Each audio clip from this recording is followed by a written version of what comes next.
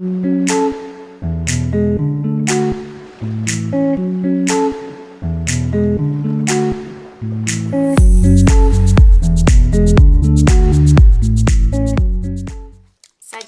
this is your April 2022 soul story. If you have a sun rising or your moon is in the sign, all my readings are general, but we're going to give you some key astrological dates to look out for and intuitive messages to go along with that will hopefully help you move through the next few weeks feeling a little bit more equipped. So this is Romy. Thank you so much for tuning into my channel. We're opening up April with the energy of the King of Cups, and this month I see you really reconciling this sense of being happy with where you are, and yet having this awareness that you still deserve, and in fact you are reaching for so much more. You're still on the voyage, but let's say that the stop-off point that arrives this month gives you an opportunity to have a little bit of a sense of relief. And it feels that this whole theme is really the bridge between sort of 5th house and 6th house energy as we work through Aries and then Taurus seasons. So it's all about the heart space in the beginning of the month. We've got a new moon coming in the sign of Aries on the 1st at 11 degrees. It's conjunct with Chiron, the wounded healer, and also with Mercury and Pallas Athena, all of whom are residing in this Aries energy. So here you are in the ocean. It's pretty churned up here. There is this space where you are allowing things to pass through. There's an ability and an understanding that new moons are about setting the deliberate intention. They're a desire to give yourself permission to move forward. And yet the activation from Chiron says that there's healing that's required. There's a forgiveness that's necessary in order to facilitate that safe passage. And you look kind of pensive and deep in thought with that as you really hold on to something sacred, and you are observing it and looking at it and really advocating for your own healing through the course of this month. We really need you to be your own muse in April. We need you to validate your own presence. We need to see you praising your own accomplishments, Sagittarius. This is about you creating your own sacred experiences. It's that compassion, it's that kindness towards the self that really helps to deliver a level of emotional mastery and spiritual advancement and gain that the King of Cups is here to guide and to lead you towards. So we are going to be welcoming Venus shifting into Pisces on the 5th of the month, followed by Mars in Pisces on the 14th, and then the asteroid goddess Juno in Pisces on the 20th. So even though we have the intensity of Aries, the desire to be the pioneer, to become the warrior of light, to get started, and to deal with some of the sort of restless frustration energy that might be circulating around us. At the same time, this is a month where we have this kind of drifting energy, this feeling of losing focus, feeling a little bit hazy, feeling deeply sensitive to what's unfolding around you. You've got the energy of temperance showing up, which does in fact connect into your elemental energy, Sagittarius, which is wonderful, because what it's saying here is that we need to find a balance between the two. We don't want to become overly romantic and idealistic about some of the things that we are experiencing. But at the same time, you know, we have to maintain this kind of strong sense of self so we don't become or try to be the savior for others. And then we need to know when to take that inspired action and to really kind of allow the journey to keep moving forward and not get stuck or have that sense of kind of stagnancy create some sort of an impasse for us. Now, it's really interesting because see, this month I think something's going to fall into your lap, Sagittarius, and I think you're not going to be quite sure what to make of it and quite sure what to do with it.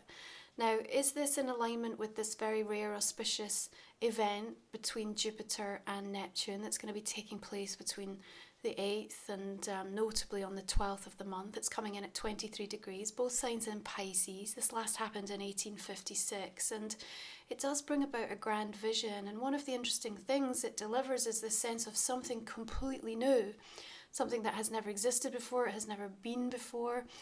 And so there is a curiosity and almost a feeling of being a little bit perplexed about why it's showing up on your path or why it's been given to you. And yet it's going to reveal itself. There will be this kind kind of journey, this exploration. And I kind of feel like a little bit Alice in Wonderland with this, you know, there's something about an adventure. And in that fifth house energy, we're supposed to, you know, come back into that childlike quality of how we look at the world. So pay attention to that. You know, these are once in a lifetime occurrences. There may be a strong feeling of deja vu, and with the Wheel of Fortune showing up here as well, certainly this sense of fatedness, serendipity, and just kind of having opportunities and doors opening for you. I want you to also remember, okay, that if right now you feel lost, and I know this might not be the case for all of you, but if you do, if there's some aspect of your life, maybe not every part of it, but somewhere where you still feel deeply disconnected, the very fact that you feel disconnected indicates that there is an awareness deep within you about knowing the energy of belonging, and that's what's calling to you. And I think your King of Cups here, you know, as she stands out in the middle of the ocean, really chartering a new course, is reminding you of that, okay? So this sense of keep going is something I want you to be mindful of. Now, sometimes through April, that might feel like you have to slow down before you speed up, okay? Because then Temperance with the Wheel of Fortune kind of creates this interesting balancing for me, okay? Because typically the Wheel of Fortune, I always sort of liken to the kind of Tasmanian devil coming into the shop, and it's just like everything gets a bit crazy and it all gets churned up, and you know, he leaves and you sort of look around at the disarray and the chaos, but out of that, all of a sudden the illumination of something new or fated, or an encounter that happens. And in fact, I feel chance encounters are going to be very, very powerful this month for some of you. Remembering, of course, fifth house energy illuminates our relationship to romance and to love, to how we create love in our world and how we connect to it. And so you might also be really in a position now, if you haven't felt ready, to reassess your wants, needs and desires by way of relationship. But remember, you know, advocating for your own pleasure just isn't about, you know, you with someone else. It's also about what are the things that make you feel loved and appreciated for who you are. And I think there is a deep desire to want to be seen or understood for who you are and what you are this month. Now, you have a tremendous ability to be able to produce, to create, and to bring form to things, you know, and as the energy kind of heats up, we want you to keep your heart space open, open to hope, open to the healing and the forgiveness that wants to permeate through this month, and open in readiness to receive. Two of Swords suggests that there's some kind of interesting decision, crossroads point that you're going to be arriving at. What I want to say to you is that there are times where sometimes we feel things come undone, and in the process of that, very quickly we can start to judge ourselves and sort of go back over choices and decisions that we've made. But the energy right now is so changeable and unpredictable, but the universe is orchestrating things in its perfect divine order. So if there are things that come up through the course of this month that feel like they're coming undone, that feel like they are collapsing plans around you, they are really helping you to carry yourself into what your next becoming looks like. So I don't want you to be afraid of what is potentially going to unravel. And I don't say that by way of sort of wanting to put you in a high anxious state. It's just about the recognition that when Wheel of Fortune comes through, things are about to change. And for some of you, that might be a really good thing. You might be so super ready for that, you know. But if you've just found your balance and sense of equilibrium with something, and all of a sudden you're thrust into a place of indecision again, and feeling like just when I thought I'd kind of had it all together, here's something else to navigate or to deal with. But there are profound energy shifts that are happening, and what I feel is that there's major news now.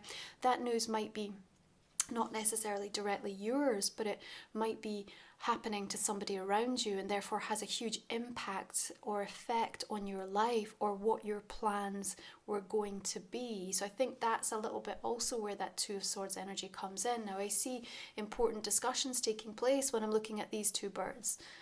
They cohabit, they coexist, they are together. Okay, so there's something about this being somebody very close to you either who you work with, who you're in a relationship with, a friendship, something here, that this news is impacting what comes next. Do remember, Sagittarius, that anything that is meant for you, is not being pulled away. So even in the coming undone, even if the events need to be put into a new order, or there's some confusion around the timing of something when it was expected and anticipated, all of a sudden gets pushed out or changed. It also creates these opportunities for other things to show up in the immediate here and now. And I think that's important because we don't want to miss a trick, especially if I see this kind of unusual thing falling into your lap. Ordinarily, you might have said, oh, I don't have time or space and this makes no sense to me. So you would just pass it by, and you're not meant to. Yeah. So we've got full moon coming in the sign of Libra on the 16th of the month. It's making a square with Pluto. Pluto is shifting retrograde at the end of April, so it's also going to be in shadow. So there's a time for some deeper introspective energy with the Hermit coming through here. You are sat on top of this lighthouse. Again, we've got this scene of the water and the ships. Now, there's a couple of things I want to say. First of all, ships passing in the night, so I feel like that's going to be a vibe for some of you. You may be so busy, or you can't find the right time zone, the right time, the right kind of environment to be able to connect with somebody that you need to get something sorted. That might be impacting you. You may feel that you're having to make choices and decisions alone for whatever reason. Nobody can necessarily help you with this, and that can be a tough thing, especially if you felt like, well, I'd finally sorted myself and all of a sudden I'm being asked to make a decision that I didn't ask for. So there's a little bit of potential for misunderstanding around that. But be reminded again that Hermit is an opportunity for deeper introspection so that you can really process and integrate the wisdom. There's a huge difference between a person who understands a concept and someone who actually is able to live it. So taking the time necessary to properly integrate something isn't a race, and your true vibe will really shine through, whether that's in the work that you do or in the relationships that you seek, the changes that you're asking at a higher level in your soul journey to make right now, and Fifth house can give us a little bit of that, instant gratification. I want some pleasure. I want things to feel lighter and easier and have that sense of relief. And that's here, that's coming in this month of April. But it's not going to be at the cost of, some of the work that's supposed to be getting done right now that's about advancing you and moving you forward. Now, I see 3 birds here up in the sky. So I'm going to say I kind of feel like there's 3 parts to that particular storyline.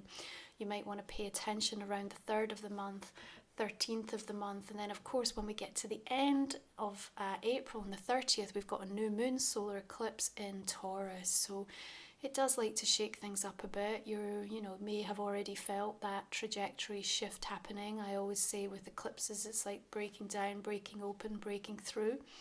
We also have Pallas Athena, the asteroid goddess, who was active at the new moon in Aries, and then shifts into Taurus at the new moon on the 30th. Now remember, Pallas Athena is about our strategy. She's here to help us really deploy the way that we approach how to solve problems, yeah? So in Aries, she was giving us that courage, that sense of self-belief to be independent in our thinking, to forge ahead. And then we come to Taurus and there's this aspect of like, okay, let's use our common sense, let's be streetwise, let's take our time and be deliberate and methodical because we want this to be lasting and have a sense of endurance.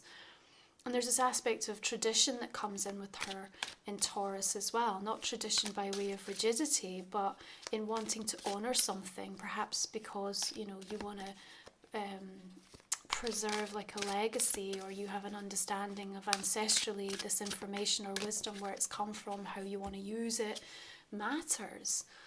Now remember, I do the goddess reports, so your own personal natal chart is looked at, and we can give you much deeper insights as to how these goddess energies work with you. You can find the link for that in my description and comment section underneath the video. But what emerges from this time, this kind of sacred loneliness of the hermit, the need to withdraw or pull back from something, Page of Cups, We fall back in love. We are able to discover the romance again for ourselves. We remind ourselves what matters and how we actually spark that relationship to pleasure, what it means to connect into things that make us feel good. Perhaps you've felt that joy has been a little bit absent in your life lately, or has been, a feeling of having it robbed either by, overworking or challenging situations, relationships, absorbing too much that's going on in the collective. And so it definitely is an opportunity here with all of that Piscean energy to just be able to reacquaint yourself with that. Now, I've said in all the soul stories this month that there's an interesting theme playing out about us getting answers to questions we haven't even asked. And this is important. So not only are you having things falling into your lap that you're like, what is this about? You're also getting answers to things that you're really sort of perplexed by as well. But in those two occurrences, make no mistake, the universe is delivering you something. Wheel of Fortune does not come along without a very clear agenda, even if we're not sure what it is and it feels unexpected on our part. Its Jupiterian influence is here to expand something for you, and with an emphasis on having turned a corner, with an emphasis on wanting to truly start to experience things in life in a new way, kind of activate the richness of all of your senses, especially as we work through 5th house and then come into Taurus season, which is all about that Venusian way of moving through the world. Then the universe knows what it's doing here. King of Pentacles, is it an earth sign? Capricorn, Taurus, Virgo. At the heart of this, at the root of it, is how safe do I feel? How safe do I feel with you in this relationship? How safe do I feel in the job that I'm in? How safe do I feel in this life I've created for myself? How safe does it feel to say, I need to take some time to go have fun, to be light, to be easy? Yeah, we can lay so much guilt on ourselves.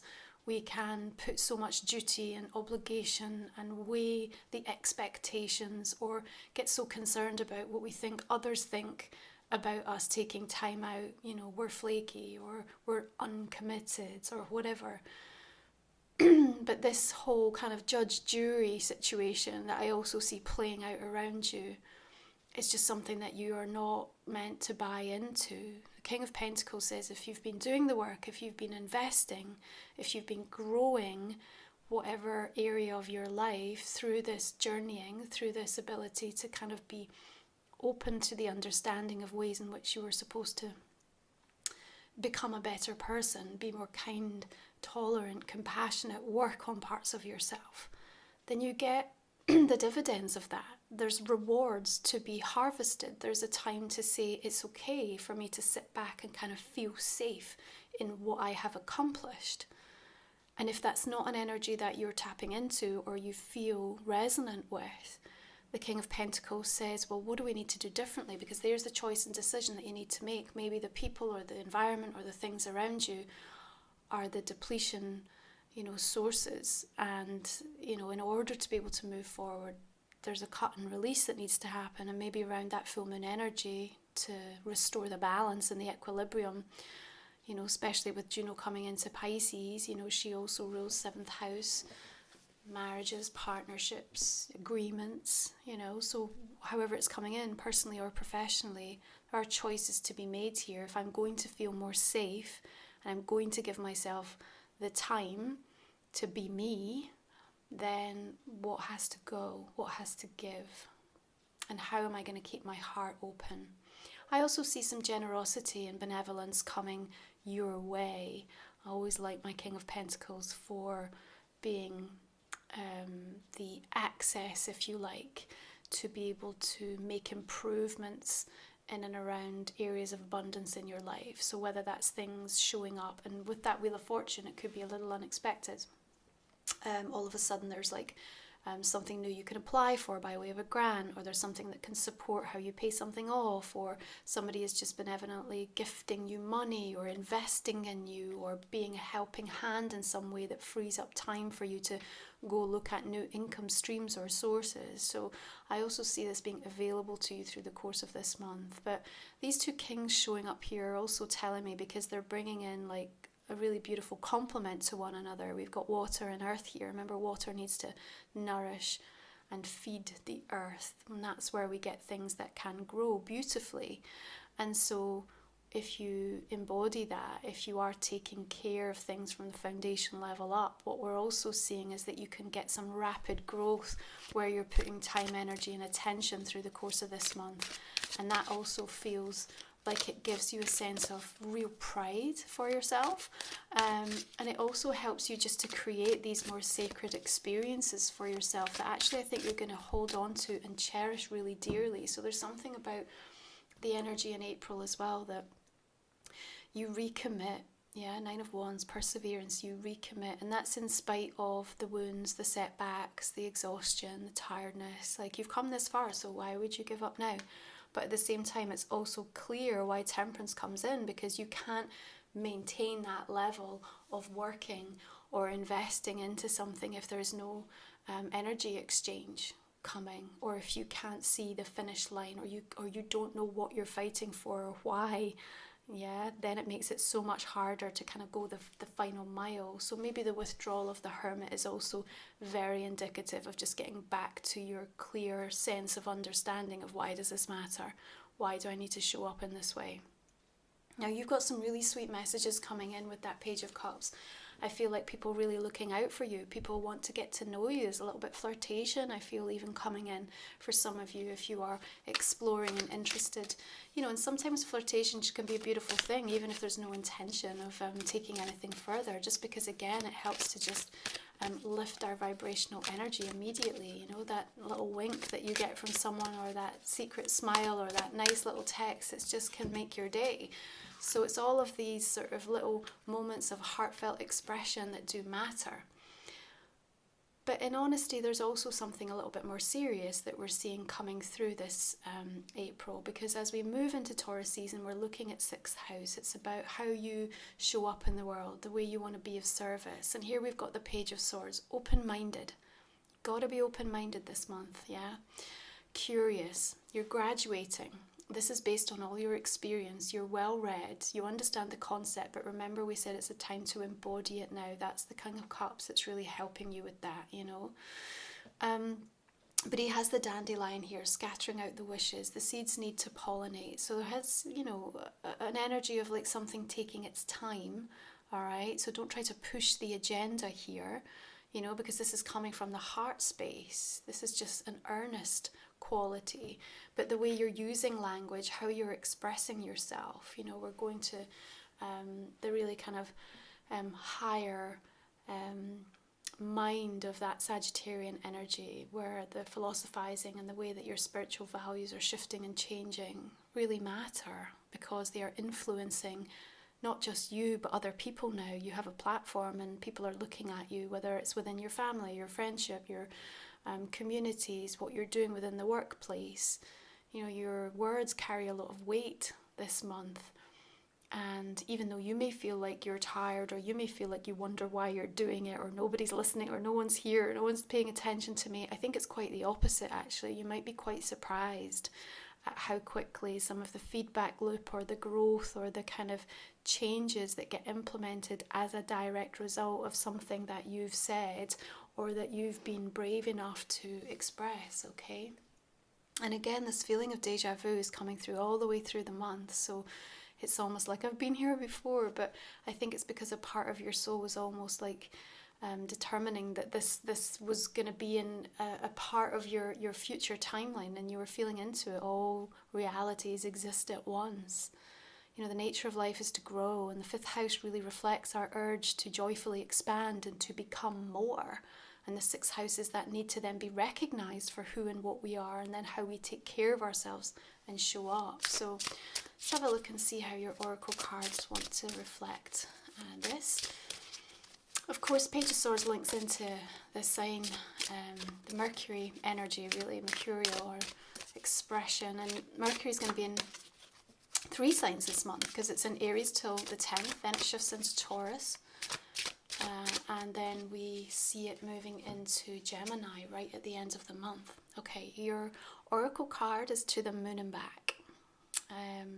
This also came up for a Scorpio. Okay, we've got this female figure sat on the moon swing here. Her dress is made of this beautiful white feather, and the two birds here giving you guidance, giving you counsel. I think actually helping you when we talk about this idea of needing to validate your own presence and praise your own accomplishments, but also if things do become undone or collapse in any regard, this is also you being kind of lifted up and being reminded by your guides, by those who love you in spirit, and by people around you that say, hey, listen, this is not all what it seems, okay? Remember this kind of drifting energy, and actually something can come back around, and very quickly, that gives a sense of recovery or back on track or something even better than what was before. But it of course links to that beautiful phrase, I love you to the moon and back. So, you know, maybe that's deeply personal for some of you, or just even the story that emanates from has got such a sense of sweetness and sentimentality to it that again is very fifth house. We're trying to, you know, reconnect into our inner child, and it links into our relationship with children. So it's a wistful, beautiful, loving, soul-soothing card, I think, that wants to give you reassurance. Right, let's have a look at your astrology card.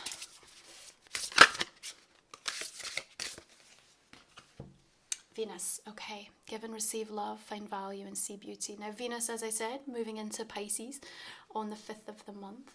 Sometimes we get carried away there, we have our rose-tinted glasses on, but when we need to fall back in love with life and you're working in 5th house energy, it's exactly what you need.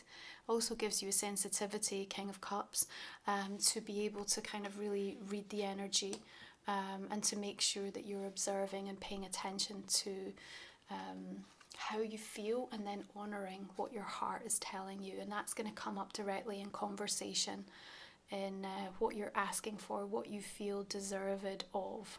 But beautiful energy to work with, the Venusian astrology card, the pearl being shown when the clam is opened here.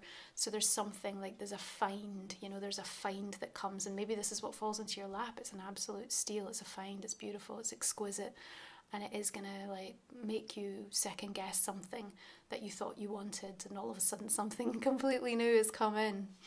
Okay. So this is the Blind Spot Oracle. We used these back in January Soul Stories. They do what they say. They tell us about what the blind spot, or the part of us that we might be disowning. I'm going to pull you a card, but we're going to cover that off in the extended reading, which you can find a link to in the description comment section underneath. If you're new to the channel, the extended reading is the opportunity to receive another 20 minutes or so insight into this main reading. We're also going to give you a chance to ask a personal question, so I'm just going to ask you to think about that now. I'll pull you a couple of cards. Just a heads up, I mentioned this last month, my new Oracle deck is launching on Kickstarter. Should already be live if you're watching this into April, so the link is in the description. I'll give you a sneak peek in the extended as well, but can't wait to start using that with you. Okay, I'm going to clarify this main general reading now. All the decks I use are also listed if any of these capture your imagination. Okay, King of Cups is coming in with the Four of Swords. You have this kind of retreat energy showing a little bit this month. Five of Cups, Two of Cups.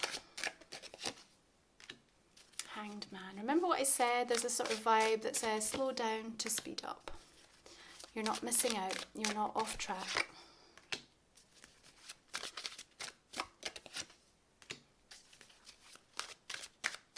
Sometimes when we're put in those situations where there's like literally nothing that we can do to like change a situation, or we have to wait for something to happen, that's when we actually most easily relax. We just say, oh well, I'm going to have to hold out and wait till that, you know, that moves itself along. And maybe that's the time where we actually get to tap into some of the joy, because all of a sudden the expectation or the sense of responsibility is taken away from us.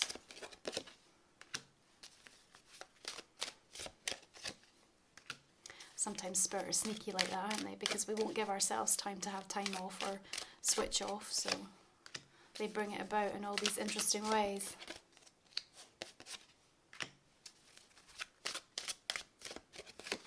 King of Pentacles. What have we got? Page of Wands. Just notice you've got another King of Cups that's shown up there. So maybe Pisces, Scorpio, Cancer is going to be relevant by way of a sign.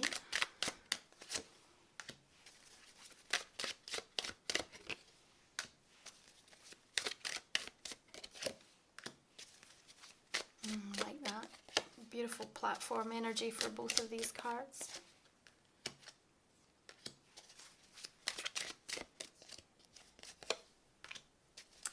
Okay, Sagittarius, I'm going to leave it there. Thank you so much for tuning in. If you're joining me for the extended, I look forward to continuing this conversation. You take good care. Have a beautiful day.